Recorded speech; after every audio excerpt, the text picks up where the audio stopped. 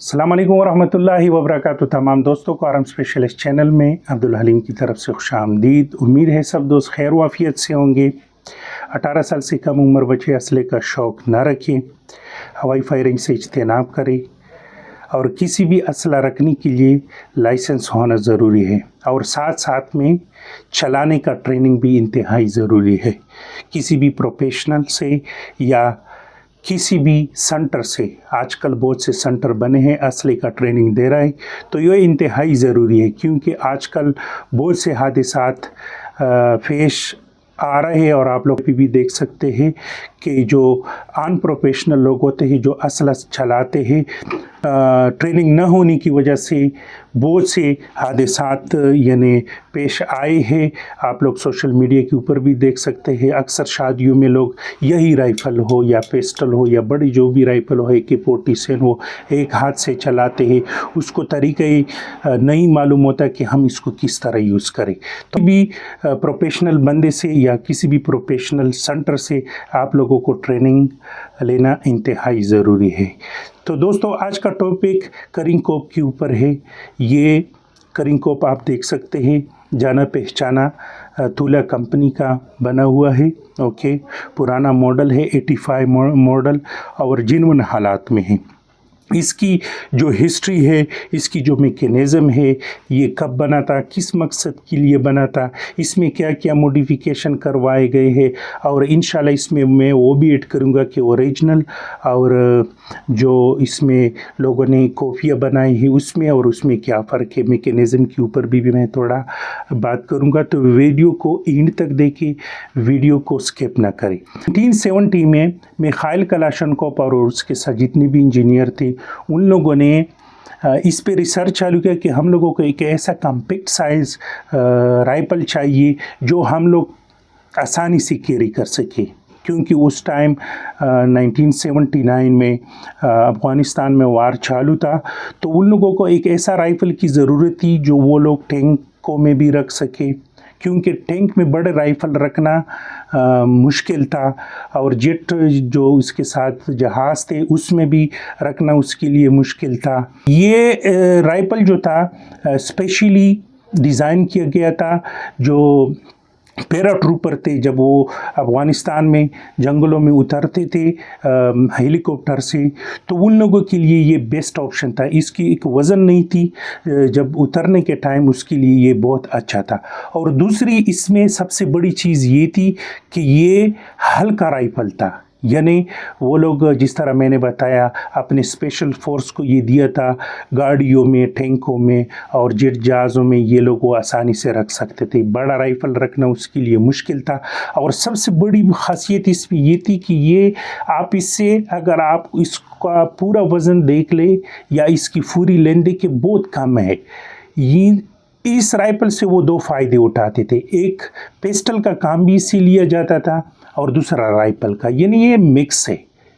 Mix मतलब यानी इससे दो फ़ायदे वो लोग हासिल करते थे। तो उन लोगों ने इस सिलसिले में इस राइफ़ल को डिज़ाइन किया था। इसका जो खाका बना था 1970 में बना था और 1974 में इसकी प्रोडक्शन हुई और 1979 में ये सोवियत अफ़वाज जो स्पेशल फोर्स थे उसके हवाले किया था और उन लोगों ने इसको सर्विस में शामिल किया। तो ये एक ज़बरदस्त राइफ़ल है, आप देख सकते हैं। इसका जो नाम है, ज़्यादातर अमेरिकन लोग बोलते हैं कि ये करिंग कोप है और ये नाम हम लोगों ने तजवीज़ किया है।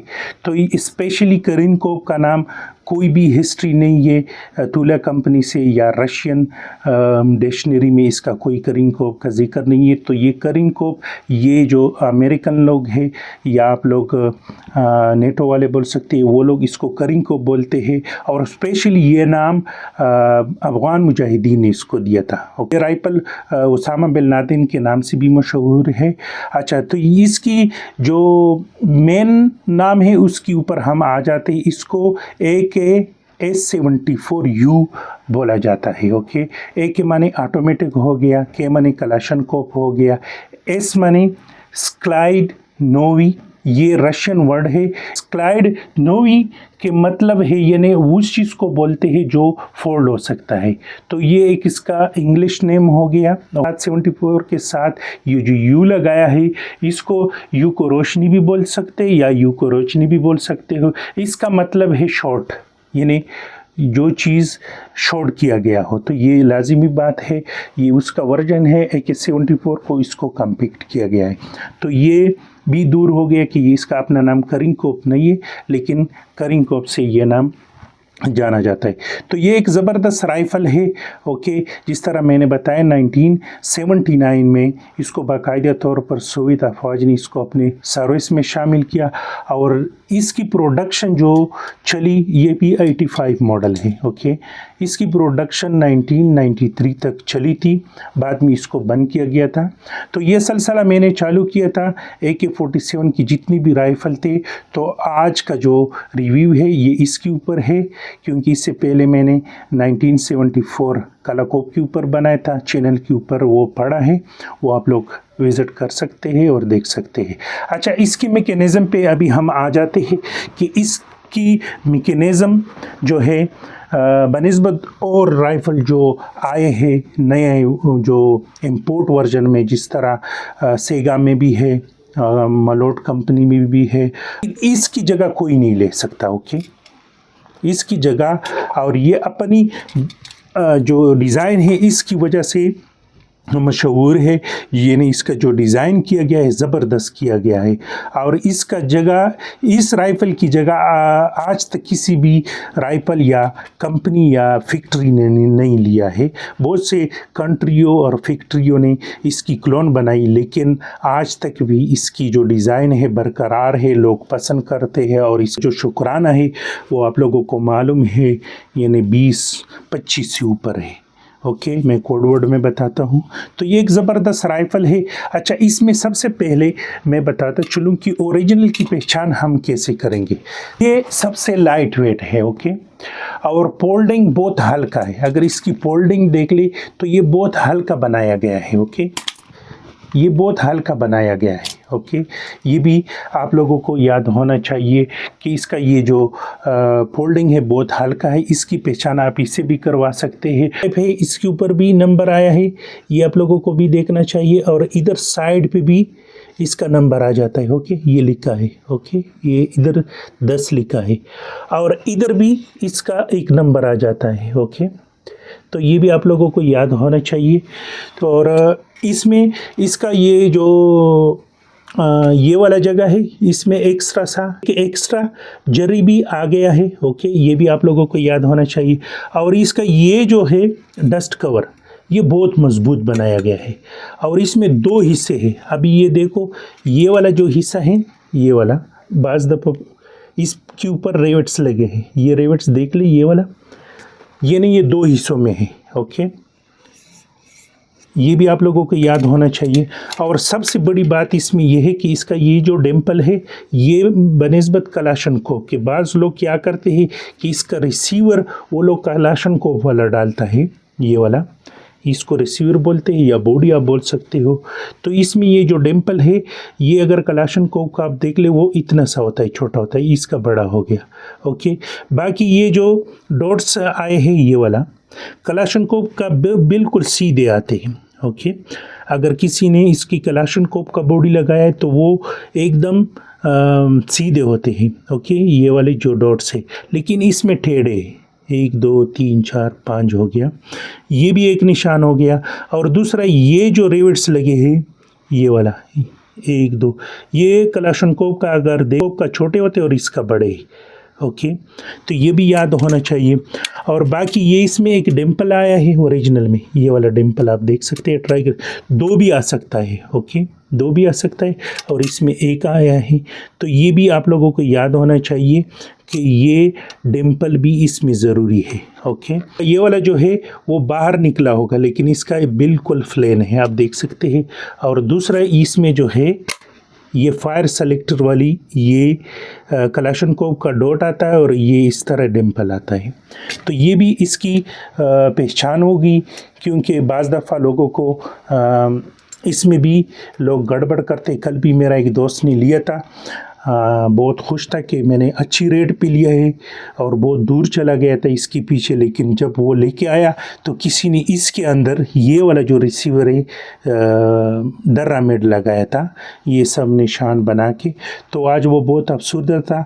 तो कभी कभार कोई भी राइफ़ल लेने से पहले एक्सपर्ट बंदे से चेक किया करें कि उनके बाद में पछतावा ना हो। और इसमें एक और चीज़ है, ये वाला ओरिजिनल में ये वाला आप देख सकते हैं, इधर एक रेवर्ट्स लगा हुआ है बड़ा सा, ओके, ये भी इसमें आता है, जबकि कलाशनकोव में ये नहीं है। इसमें ये वाला जो पेस्टम आया है, ये वाला हिस्सा, ये हाई क्रोम है, आप देख सकते हैं। स्पेसिफिकेशन के ऊपर आते हैं, ओके। टाइप वैसे भी मैंने बोला है कम्पैक्ट कार्बाइन साइज है, ओके। शॉर्ट बैरल है, इसका कलाशनकोव वेरिएंट में से है, ओके। इसकी प्रोडक्शन 1974 से लेके 1993 तक हुई थी, बाद में इसको बंद किया गया, ओके। इंशाल्लाह अगले वाला जो इसकी वेरिएंट है उसके ऊपर भी मैं वीडियो बनाने जा रहा हूँ, तो वो भी फिर मिस ना करना, ओके। कैलिबर इसका या कार्ट्रिज आप बोल सकते हो 5.45x39 है, ओके। यानी 222 भी आप बोल सकते हो। किस तरह ये चलता है, गैस ऑपरेटेड सिस्टम से चलता है, वो भी आप लोगों को याद होना चाहिए, ओके। और सेलेक्टिव फायर, सेमी ऑटो आप दोनों पे कर सकते हैं।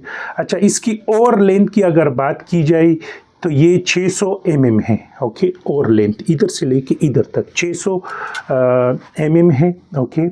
और इसकी अगर वेट की बात की जाए 1.5 kg भी आप इसको बोल सकते हो। रेट ऑफ फायर ये ज़बरदस्त है, ओके। इसकी रेट ऑफ फायर अगर इसकी बात की जाए, यानी 1 मिनट में ये 650 से लेकर 800 कारतूस ये राउंड कर सकते हैं, ये भी, ओके।